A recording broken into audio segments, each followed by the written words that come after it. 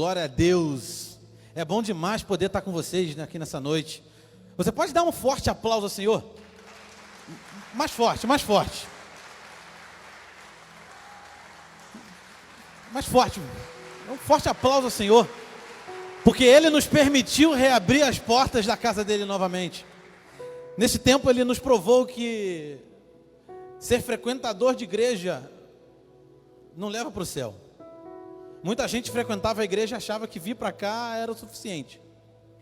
E muita gente aprendeu que para ser igreja precisa começar dentro de casa.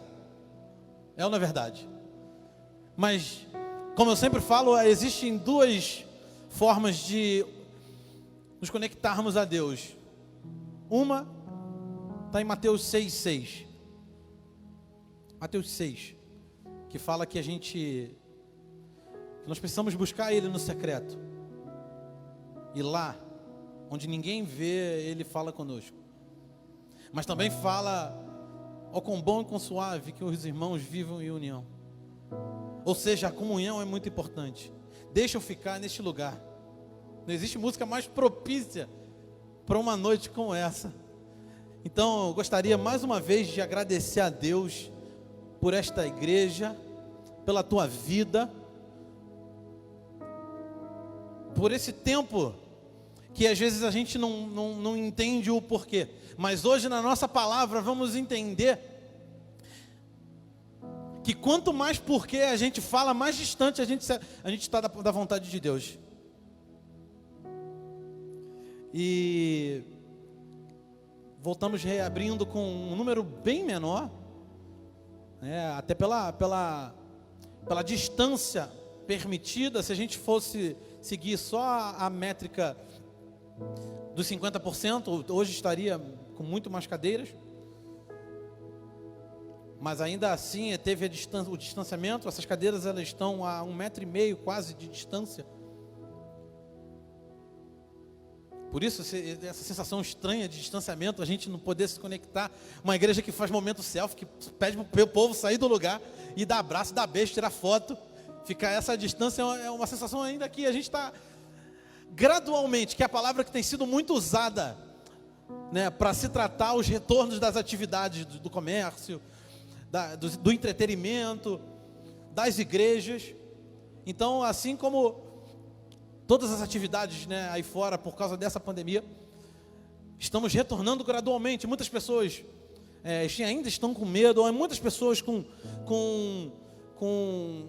grupo de risco, e teve muitas pessoas também que ficaram com medo hoje, resolveram ficar com medo quando a igreja voltou, mas para ir lá no banco não tem medo, para ir lá no mercado também não tem medo. Agora eles estão se precavendo, mas Deus sabe do coração de cada um, e Deus está muito feliz porque você está aqui nessa noite. E eu também gostaria de mandar um abraço para o pessoal que está nos assistindo da live, que eu tenho certeza que houveram motivo para eles ficarem em casa. É ou não é verdade, pastora? E eu gostaria que você abrisse a palavra de Deus em Gênesis 22, a partir do versículo 1 mesmo. Uma palavra que você certamente já ouviu falar.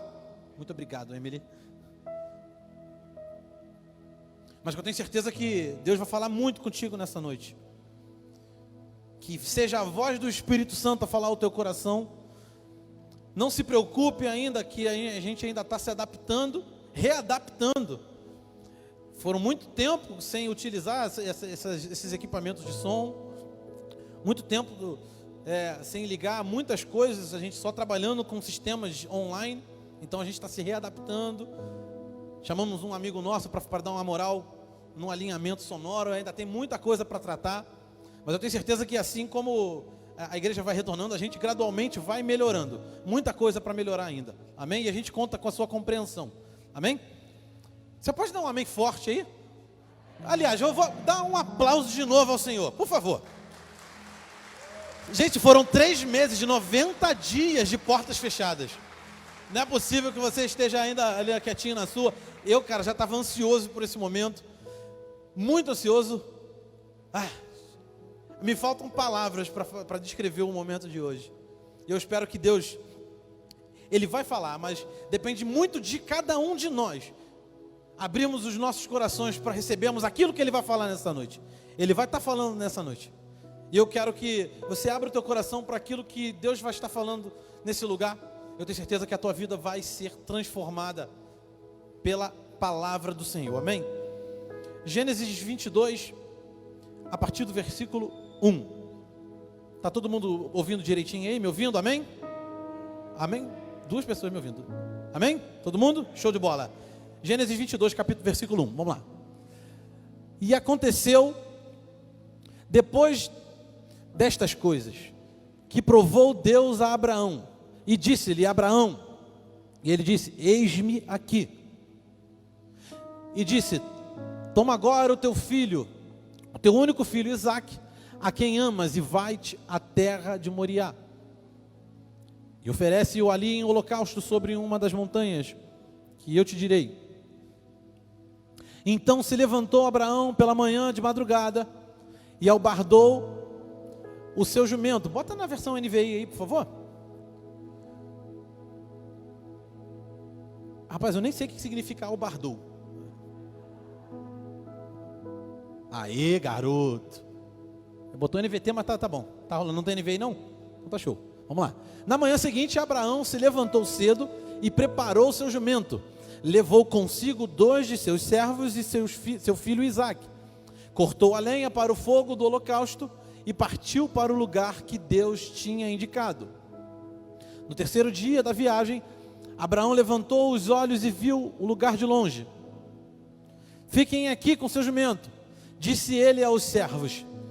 O rapaz e eu iremos mais adiante. Vamos adorar e depois voltaremos. Registra esse versículo 5 aí. Vamos lá. Abraão pôs a lenha para o holocausto nos ombros de Isaque, e ele próprio levou o fogo e a faca, enquanto os dois caminhavam juntos. Isaque se virou para Abraão e disse: pai. Sim, meu filho, respondeu Abraão, temos fogo e lenha, disse Isaque, mas onde está o cordeiro para o holocausto? Deus providenciará o cordeiro para o holocausto, meu filho, respondeu Abraão, e continuaram a caminhar juntos. Quando chegaram ao lugar que Deus havia indicado, Abraão construiu um altar e arrumou a lenha sobre ele. Em seguida, amarrou seu filho Isaque e o colocou no altar sobre a lenha. Então, pegou a faca para sacrificar o filho. Nesse momento, o anjo do Senhor o chamou do céu: Abraão, Abraão. Aqui estou, respondeu Abraão. Não toque no rapaz, disse o anjo. Não lhe faça mal algum. Agora sei que você teme a Deus de fato. Não me negou nem mesmo seu filho, seu único filho. Então Abraão levantou os olhos e viu um carneiro preso pelos chifres num arbusto. Pegou o carneiro e ofereceu o holocausto como holocausto em lugar do seu filho. Abraão chamou aquele lugar de Javé-Jirê. Até hoje as pessoas usam esse nome como provérbio. No monte do Senhor se providenciará ou se proverá. Então o anjo do Senhor chamou Abraão novamente do céu. Assim diz o Senhor: uma vez que você me obedeceu e não me negou nem mesmo seu filho, seu único filho, juro pelo meu nome que certamente o abençoarei, multiplicarei grandemente os seus descendentes, e eles serão como as estrelas do céu e a areia na beira do mar. Seus descendentes conquistarão as cidades de seus inimigos, e por meio deles todas as nações da terra serão abençoadas. Tudo isso porque você me obedeceu. Então voltaram até onde estavam os servos e partiram para Berseba, onde Abraão continuou a morar. Vimos que Abraão, se você discorrer o texto inteiro que nós acabamos de ler, você vê que foi um pedido muito difícil de qualquer ser humano na face da terra cumprir. E eu trazendo um pouquinho para o nosso tempo, vamos trazer um pouco essa passagem para o nosso tempo, onde a gente vive circunstâncias complicadas. Claro que não se compara, o que vivemos hoje com o que Abraão viveu. E nós vivemos dias de circunstâncias difíceis, dias de circunstâncias complicadas, mas com grandes oportunidades de vermos Deus agindo por nós, com grandes oportunidades de desfrutarmos das provisões que Deus tem para a nossa vida. E algo que abriu ainda mais a minha mente, lendo, meditando nessa tarde, nessa palavra, nessa passagem, é de que Deus, Ele tem sim a provisão, Ele é o Deus da provisão. Deus, Ele também se chama por Jeová Jireh. Mas a provisão de Deus foi lançada, foi dada a Abraão mediante a um ato de fé do próprio Abraão. Deus, Ele não dá a provisão antes de Abraão tomar uma atitude de obedecer a Deus. Olha só como é que são as coisas. O sacrifício era o filho, mas Abraão, dentro de seu coração, na conversa que ele tem dele com seu filho, o seu filho vai e pergunta a Abraão: já temos a lenha, já temos a fogueira, já temos a faca, onde está o sacrifício? Cadê o cordeiro para sacrifício? E você vê a convicção, o tamanho da convicção de Abraão. Olha no versículo 5. Versículo 5, ele vai demonstrar o quanto Abraão conhecia a vontade do Pai e o quanto Abraão tinha fé. Fiquem aqui com meu jumento, disse ele aos servos. O rapaz e eu iremos mais adiante. Vamos adorar e depois o que? Está escrito? Voltar. Só tem a pastora Cris na igreja hoje. E depois o que está escrito? Voltaremos. Gente, vamos interagir, me ajuda que eu tô tímido aqui com vocês. Em 3 meses pregar para uma câmera não é fácil. Mas hoje eu estou sentindo que... Oi? A máscara está bloqueando o som? Então tá bom. Então, a desculpa é a máscara. Então vou aceitar essa desculpa. E a gente vê que Abraão, ele não fala para os seus servos: eu vou voltar. Ele fala no plural: voltaremos. Então, só de lermos o versículo 5, deixa muito claro que Abraão tinha fé de que eles voltariam, eles iriam queimar sacrifício, nem que ele sacrificasse e matasse o seu Isaque e Deus o levantasse dos mortos. A fé de Abraão fez com que ele antecipasse aquilo que Deus faria. Voltaremos, independente do que aconteça lá naquele monte, voltaremos. Primeiro ponto que a gente registra é a convicção de Abraão naquilo que ele tinha de relacionamento com Deus e daquilo que aconteceria pós-sacrifício. Abraão sabia que o pai não tiraria o filho da promessa dele. O próprio Isaque teve medo depois que ele descobriu, quando ele chegou lá no monte e viu que não tinha nenhum cordeiro. Mas Abraão antecipou a ele e aos seus servos que eles voltariam. E o primeiro ponto é esse: Abraão tinha a convicção de que Deus realizaria uma obra incrível na vida de Isaque, independente se ele fosse morto ou não. O sacrifício aconteceria. Então, uma das coisas que eu mais registro no meu coração e que eu mais entendi lendo essa passagem é de quanto mais nós nos dedicarmos a Deus, quanto mais nós conhecermos a vontade do Pai, quanto mais nós conhecermos a vontade de Deus e nos relacionarmos com Ele, mais conheceremos a sua vontade. E isso não é uma frase clichê, porque muitas das vezes a gente achava que vir para a igreja era conhecer a Deus. E quando a gente bateu de cara com uma epidemia de 3 meses, onde fechou tudo, onde muitos perderam o salário, onde muitos perderam empregos, onde muitos fecharam as suas portas, a gente começou a questionar a vontade do Pai na nossa vida. Agora se coloca no lugar de Abraão: será que nós sacrificaríamos o nosso filho? Talvez 3 meses de pandemia assolando a nossa vida não chegue nem perto daquilo que Abraão viveu. Ele era humano e certamente deve ter batido no seu coração a angústia de perder o filho que ele tanto amava, que era Isaque, o filho da promessa. No versículo 8, ele mais uma vez confirma Bota o versículo 8 ali para a gente ler.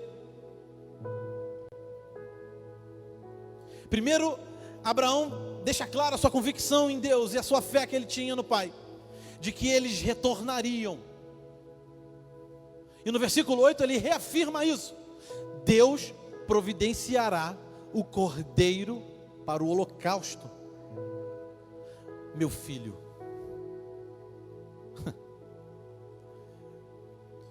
Abraão sabia que Deus daria a provisão a ele. Abraão não faz pergunta.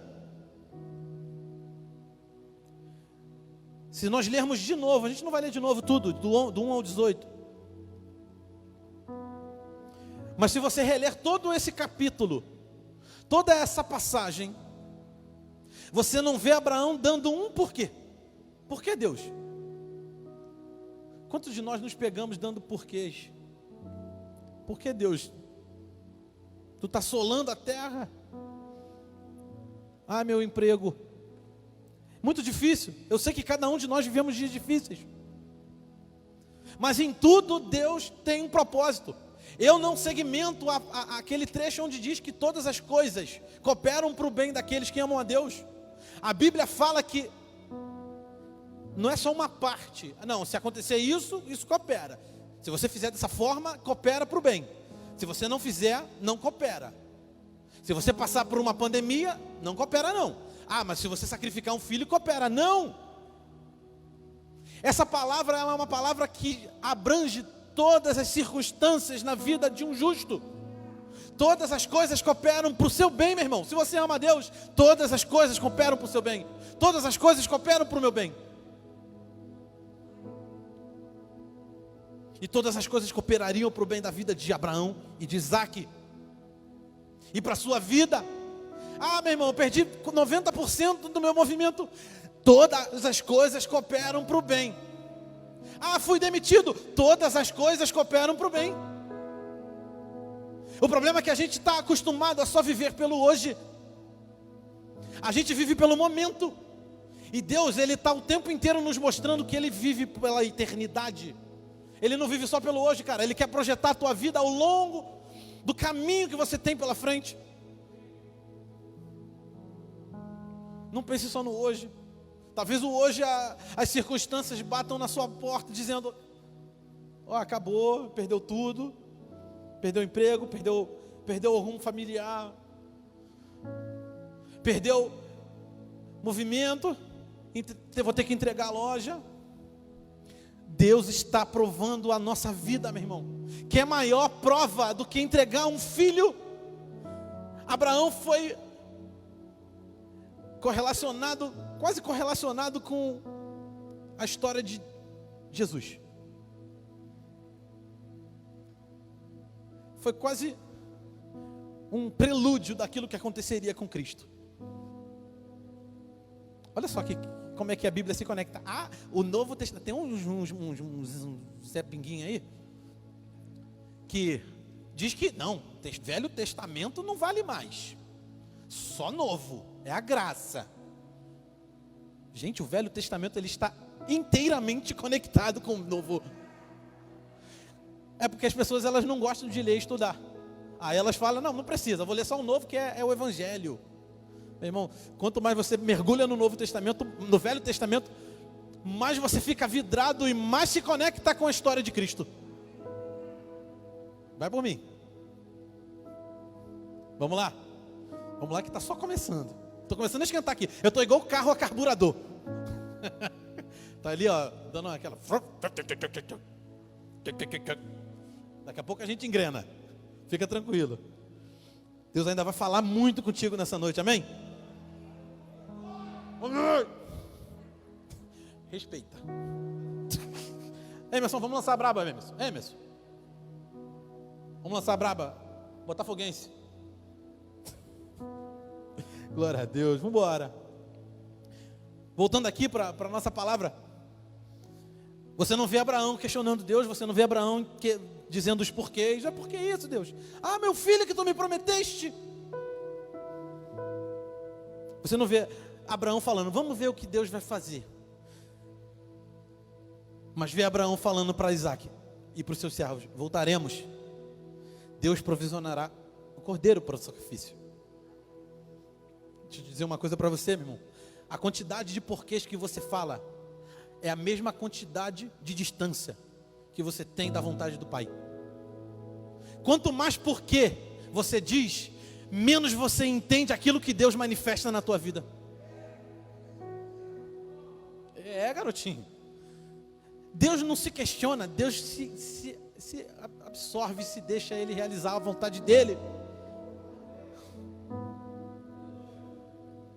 Eu nunca vi uma cirurgia não cortar na carne. Para você operar, para você tirar um tumor que está destruindo o teu mal por dentro. Talvez o teu corpo esteja bonitinho por fora, cheio de gominho. Mas por dentro tu está tomado de tumor. E às vezes uma cirurgia que tem que rasgar a carne, sangrar. Você vai sentir dor depois. Você vai ter que passar pomada, fazer curativo. Mas aquilo pode salvar a tua vida. Muitas das vezes a vontade de Deus é assim na nossa vida. Às vezes precisa cortar, doer, chorar, para que Deus faça um trabalho de milagre e restaure a vida que há dentro de você. Quanto mais porque você diz, meu irmão, mais longe você fica de Deus. Menos você entende a vontade dEle. Eu não vejo Abraão, cara, mas Deus, se você encontrar na sua Bíblia, Ele me mostra. Para eu varetar ela longe, que ela está errada. A Bíblia não diz isso. Versículo 2 e 3. Bota para mim, versículo 2 e 3. Versículo 2 e 3. Show. Deus disse: tome seu filho, o único filho Isaque, a quem você tanto ama, e vá à terra de Moriá, lá em um dos montes que eu lhe mostrarei. Ofereça-o como holocausto. 3. Na manhã seguinte, Abraão levantou cedo e preparou o jumento. Levou consigo 2 servos e seu filho Isaque. O que foi isso? Qual o celular? O pessoal da transmissão deve estar entendendo nada, deve estar pegando fogo ali. Vamos lá. Cortou lenha para o fogo do holocausto e partiu para o lugar que Deus tinha indicado. Por que eu li esses dois versículos? Porque num versículo Deus pede que Abraão entregue o seu filho Isaque. No versículo 3, Abraão já está preparando as coisas para o sacrifício. Abraão, ele não faz nenhum questionamento. No versículo ele ouve a ordem. No outro versículo ele já está preparando para obedecer a Deus e realizar a obra que Deus tinha direcionado. Vamos lá. Segundo ponto. Ainda no versículo 5. Um dos pontos que é de extrema relevância é o finalzinho dele. Um pouquinho antes ali do depois voltaremos. Vamos adorar. Muitos acham que adoração é só um momento de êxtase emocional. E você vê aqui que a experiência de Abraão, a experiência que Abraão nos ensina, que para que Deus seja glorificado naquele momento, é necessário que haja sacrifício, que haja holocausto. E para ter holocausto precisa ter um sacrifício. E consequentemente morte. Para todo sacrifício precisa haver morte. Em todos os sacrifícios que nós vemos nas histórias antigas, seja na Bíblia ou seja de povos antigos, sacrifício envolve morte de alguém ou de algum animal. Mas o véu se rasgou, talvez o sacrifício... Não, talvez não, com certeza hoje o sacrifício não é você sacrificar alguém, ou você sacrificar um bicho. Pelo amor de Deus, não faça isso. Esse tempo já passou. Mas é sacrificar você mesmo. É sacrificar teu coração. Paulinho, você voltou dando tapa num dia de retorno de festa. É porque tem muita gente que ainda não aprendeu a obedecer com 3 meses ainda tomando tapa. Como é que está a transmissão? Está de boa? Tranquilão? Glória a Deus. Está lindo o que Deus está fazendo nessa noite aqui nesse lugar. Veja bem, a fé de Abraão geraria uma compensação enorme. Olha só como é que a fé de Abraão e a obediência dele mudou a história. O sacrifício que ele faria, haveria uma compensação gloriosa, absurda posteriormente. Além de ele ter uma descendência extremamente numerosa e abençoada, conquistadora, dentro dessa descendência havia alguém nada menos do que Jesus. Jesus é semente da fé de Abraão, dentro de um plano de salvação do Senhor. Abraão ficou marcado por ter Jesus na genealogia. Quer uma honra maior do que essa?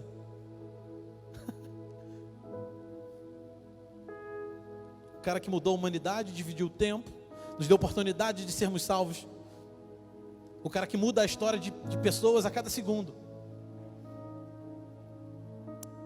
Ai, ai. Isso é adoração, meu irmão, sacrifício. Adoração não é cantar, não é dançar apenas, mas sim sacrificar o melhor que você tem em prol de algo maior. Eu fui líder de louvor aqui há alguns anos na igreja. E os meninos, a meninada aí tomava na orelha de vez em quando. Ah, é pouco, mas Deus está recebendo. Não, Deus não recebe pouco, não. Deus recebe o melhor. Talvez o seu melhor não é ser melhor que alguém. Mas se esse é o melhor que você está dando, Deus está recebendo. Não ofereça oferta de Caim, cara. Tem gente dando oferta de Caim aí. Qualquer coisinha para Deus. Deus entende, né? Isso não é sacrifício, meu irmão.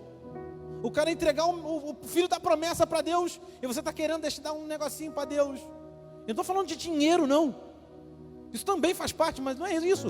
Eu digo na vida. Seu tempo, principalmente. Uma das maiores desvirtuadoras de vidas é a gestão mal feita do tempo. Você tem tempo para tudo, mas não tem tempo para ler a Bíblia, não tem tempo para ver a igreja, não tem tempo para falar de Deus para os seus filhos, não tem tempo para falar de Deus, nem para os seus parentes, para os seus amigos. Estar em comunhão é muito bom. Falar de Deus é muito bom. Mas como nós vamos viver Deus se a gente não separar tempo para Ele? Adoração não é um gesto, adoração é um estilo de vida, na qual isso te faz ser liberado na presença de Deus. Davi não dançou e cantou lá na entrada da arca para adorar a Deus, não. Ele fez isso porque ele era um adorador.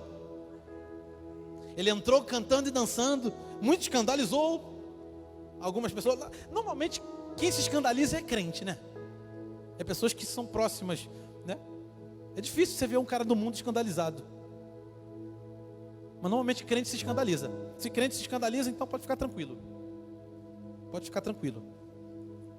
Eu adoro escandalizar crente. Mas vamos lá. Vamos seguir aqui. Teve poucos améns aí, mas é isso mesmo. Se tiver muito crente perseguindo você, meu irmão, pode ter certeza que você está no caminho certo.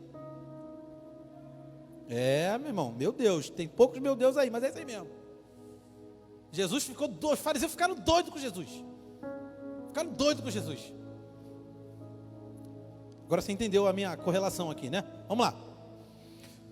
A adoração, ele vai muito além disso, do que você cantar, do que você dançar, do que você ter um êxtase emocional. Mas é entender tudo que você possui, tudo que você tem, não é seu por mérito, foi o próprio Deus que te deu. Por isso que quando nós sacrificamos algo a Deus, nós sabemos que nós não estamos dando nada que é nosso a Deus, mas sim devolvendo a Ele algo que Ele nos deu. Abraão não fez Isaac, Deus deu Isaac a Abraão e Sara. E se Deus pediu Isaac a Abraão,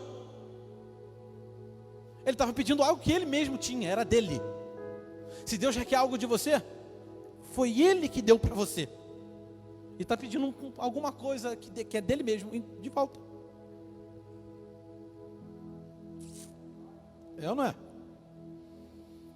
Mesmo que isso te custe algo preciosíssimo. Mesmo que isso te faça uma diferença momentaneamente absurda. O próprio Deus prometeu Isaac. Gênesis 18:10. Vamos lá.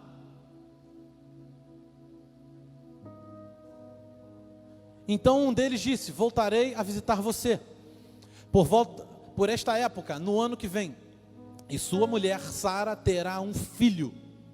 Sara estava ouvindo a conversa dentro da tenda. 11. Abraão e Sara já eram bem velhos, e Sara tinha passado. Havia muito tempo da idade de ter filhos. Só até aí por enquanto. Ou seja, o próprio Deus permitiu com que Sara, na idade que tinha, tivesse filho. Quando que alguém já em idade muito avançada teria um filho? Mas o próprio Deus falou: vocês ainda vão ter um filho. Se sou eu que estou dizendo, não precisa rir, minha filha, você vai ter. Quem prometeu o filho de Deus foi o próprio Deus. Quem entregou esse presente a Abraão e Sara foi Deus. Escuta uma coisa, Deus ele não pede nenhum sacrifício para você. Deus ele não pede nenhum sacrifício para mim e para você, que Ele mesmo já não te dê a provisão. Deus não dá nada, Deus não pede nada a você que você não seja provisionado por Ele. Se você ainda não tem o que Ele te pediu, Deus, mas eu não tenho isso, Ele vai te provisionar até o momento. Mas para isso, voltamos lá atrás naquilo que a gente acabou de falar. A provisão vem seguida da obediência. O cordeiro provisionado, dado por Deus para Abraão sacrificar no lugar de Isaac, foi dado mediante a obediência de Abraão. Vamos ler aqui. Mas antes, engraçado, se você tiver com a sua Bíblia no celular ou sua Bíblia, abra aí em 1 Samuel 15:22. A gente está acostumado a ouvir muito esse versículo, e a gente usa para ficar dando bronca em filho. É melhor obedecer do que sacrificar, hein? Quantos já falaram? Quem é mamãe aí nunca falou isso para os seus filhos? É melhor obedecer do que sacrificar, hein? Como assim, se Abraão tinha que sacrificar mediante a obediência? Entendeu? Você sacou essa loucura? É melhor obedecer do que sacrificar. Ou seja, são coisas separadas. Se você obedecer, você não vai sacrificar. E na passagem de Abraão, o ato de obediência era sacrificar. Olha que doideira. Vamos ler, vamos entender isso aqui agora. Versículo 22, vamos lá. Samuel respondeu: o que agrada mais ao Senhor? O que agrada mais ao Senhor? Holocaustos e sacrifícios ou obediência? Rapaz, isso é muito forte, cara. Ou obediência à voz dele. Ouça, a obediência é melhor que o sacrifício. Pensa comigo, se o cordeiro não estivesse ali no momento, Abraão poderia ter sacrificado seu próprio filho em obediência, mas não. A provisão foi dada devido à obediência de Abraão, como a gente acabou de falar. Reflete só, se Abraão tivesse desobedecido à voz de Deus, talvez ele não tivesse sacrificado Isaac ou o cordeiro, mas as suas gerações posteriores seriam sacrificadas por conta da sua desobediência, meu irmão. Quantos de nós não entendemos que o obedecer à voz de Deus não é só para a gente? Não salva só a nossa vida, não salva só a minha essência, mas você está provisionando algo para toda a sua geração. Sua obediência pode salvar gerações inteiras, cara. Tem uma música que a Vanessa gosta de cantar a respeito da bênção de Deus. A bênção de Deus, ela não vai só para você, mas ela vai para os teus filhos, ela vai para os filhos dos teus filhos, e assim por diante. Isso quer dizer que Deus, através da nossa obediência, abençoará todas as nossas gerações futuras. Isso é uma promessa de Deus. Isso aqui é Bíblia. Não é o Paulinho que está dizendo. Abraão ouviu a voz de Deus, e toda a sua geração foi uma geração de relevância. Foi uma geração notificada pela palavra, até chegar em Jesus. Jesus era da geração, era descendente de Abraão. Obedecer é entender que Deus fala para você, antes de falar com outros. Obedecer é entender que Deus, Ele trata contigo, antes de você querer tratar alguém. Antes de sair ministrando para pessoas, sair ministrando para todo mundo, deixa Deus ministrar a tua vida antes. Quantas pessoas saem distribuindo, desde que te digo aí, para baixo, para cima, falando que tem uma palavra de Deus para a vida das pessoas. Deixa eu dizer uma coisa, cara, antes de dizer que o Pai tem uma palavra para falar contigo, o Pai quer falar contigo, diga para o Pai, eis-me aqui. Diz para o Pai, seja feita a tua vontade. Olha aqui, no versículo 2.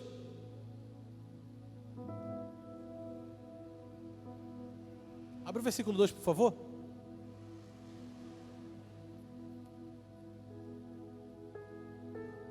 Vai para o 3.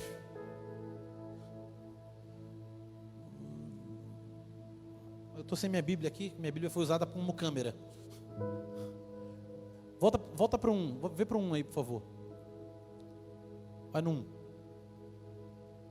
Sim, é esse mesmo.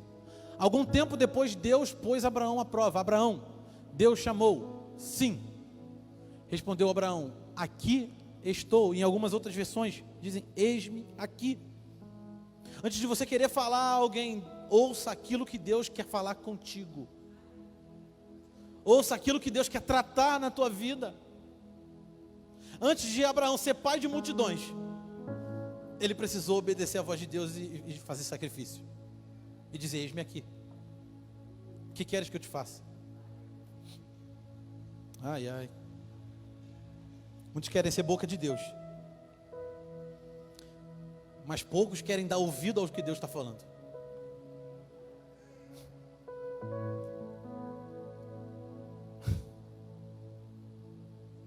Ai, meu Deus.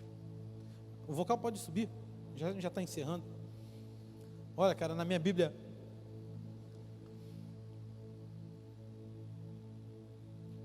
eu acredito que na sua Bíblia também, a palavra, né, o capítulo 22, ele tem um título, e no meu título diz, Deus prova Abraão. Deus prova Abraão. E hoje vivemos um tempo onde todos nós, eu acredito que o planeta inteiro esteja vivendo um tempo de provação. Muitos na parte financeira, eu acho que é a grande maioria, né? Mas muitos não tomaram tanto impacto nessa área. Na área financeira. Teve gente que não teve tanto impacto financeiro, mas certamente foram provados em sua generosidade. Quantas pessoas passando fome, quantas pessoas necessitando, e gente com capacidade de ajudar essas pessoas. Essas pessoas foram provadas em sua generosidade. E a grande maioria foi provada em sua renda, em seu estabelecimento, em seu sustento. Quanto mais buscamos a Deus, mais Ele se revela a gente, mais Ele se revela a nós. E momentos como esses são propícios para nós vermos milagre. Deus não vai realizar um milagre financeiro na vida de quem tem a conta cheia, cara. Deus não vai realizar uma cura se você está são. Ah, eu estou passando dificuldade, cara. Esse é o momento mais propício ainda para você ver Deus agindo na sua vida, cara. Entenda que momentos como esse são momentos que Deus manifesta ainda mais a sua glória sobre a nossa vida, sobre a vida dos seus filhos. Misericórdia, libera graça. Eu acho que a maior experiência que Abraão teve com Deus foi no momento mais difícil da vida dele, que era entregar o filho como sacrifício. Ele ouviu o próprio Deus falando: ei, segura tua onda aí, eu já dei a provisão para o sacrifício, está vendo ali, ó? Pega aquele cordeirinho ali, ó, e sacrifica. Tu me obedeceu. Por causa disso, a tua descendência será abençoada, será numerosa e serão conquistadores. Essa promessa não é só para Abraão, não, meu irmão. Deus não faz, não tem um pódio gospel, não. Abraão pode ter uma relevância incrível, mas Deus ama Abraão assim como Ele te ama. Aleluia. Para qualquer situação adversa, para qualquer circunstância adversa que nós vivemos, há um ato de obediência como solução.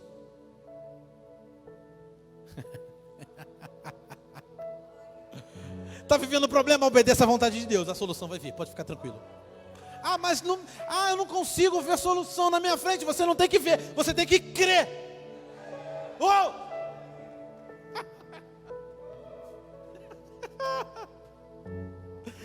Jesus. O problema é que nós seres humanos somos movidos por olhos, mas Deus se move pelo coração. Deus fala o tempo inteiro em coração. Deus fala o tempo inteiro em ser como Ele. Que a situação mais complicada do que Josafá viveu, Josafá obedeceu. Mas olha só que loucura, eu preguei isso aqui no primeiro, essa palavra sobre Josafá, no primeiro culto pós-pandemia. Pós-pandemia não, na pandemia. No primeiro domingo. 2 Crônicas 20:15.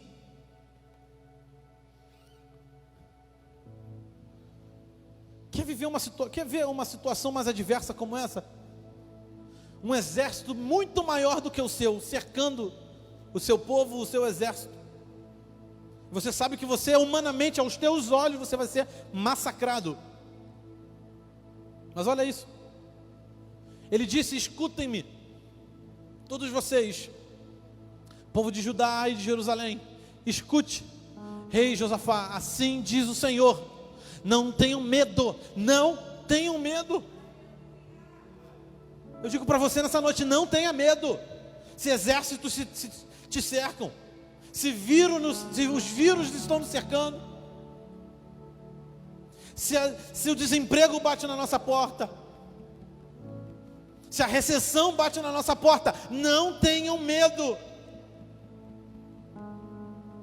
Não fiquem desanimados por causa desse exército, por causa desse vírus, por causa... meu Deus. Pois a batalha não é sua.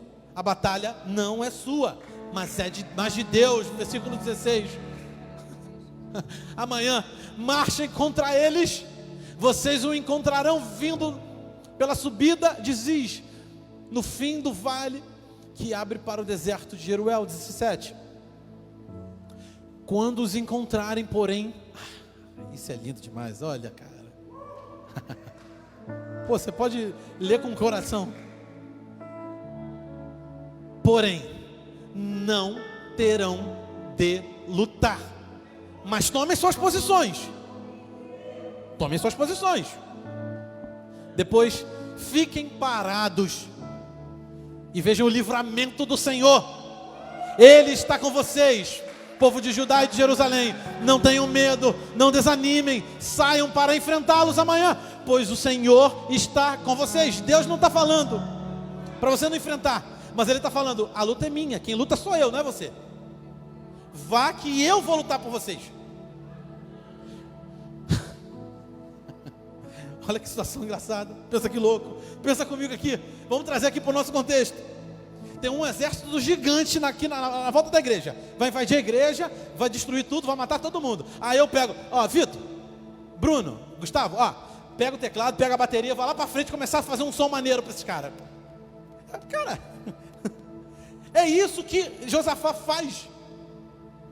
Envia os levitas para frente. Pensa que doideira, imagina agora tem um monte de gente querendo invadir com arma, pedaço de pau. Eu mando aí, vai lá tocar, fazer um barulho lá na frente, um groove santo lá na frente.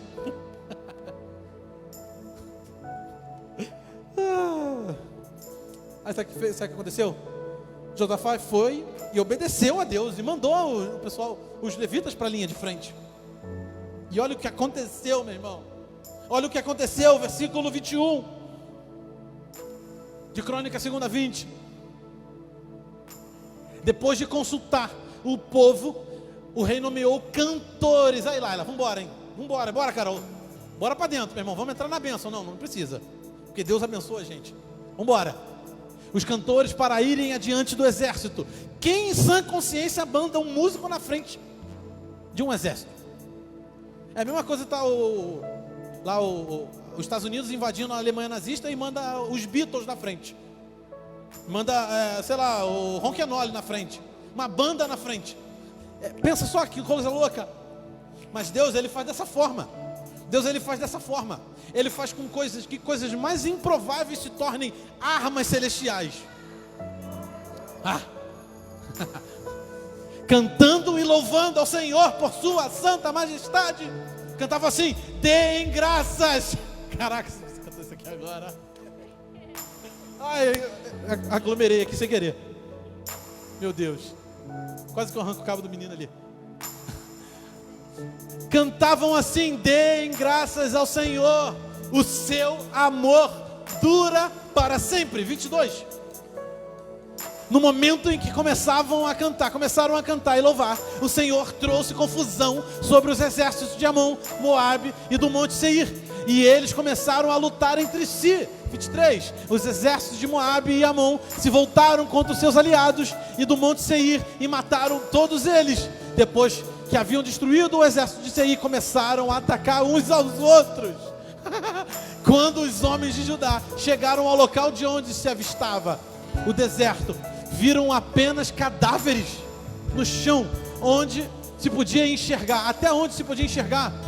Não escapou nenhum só dos seus inimigos. O rei Josafá e seus homens saíram para recolher os despojos. Encontraram grande quantia de suprimentos, roupas e outros objetos de valor, mais do que eram capazes de carregar. Havia tantos despojos que levaram 3 dias para recolher tudo. Meu irmão, se as tuas perdas nesse momento foram grandes, você vai precisar de muitos dias para recolher os despojos que Deus vai liberar sobre a tua vida, meu irmão. Vambora, 26.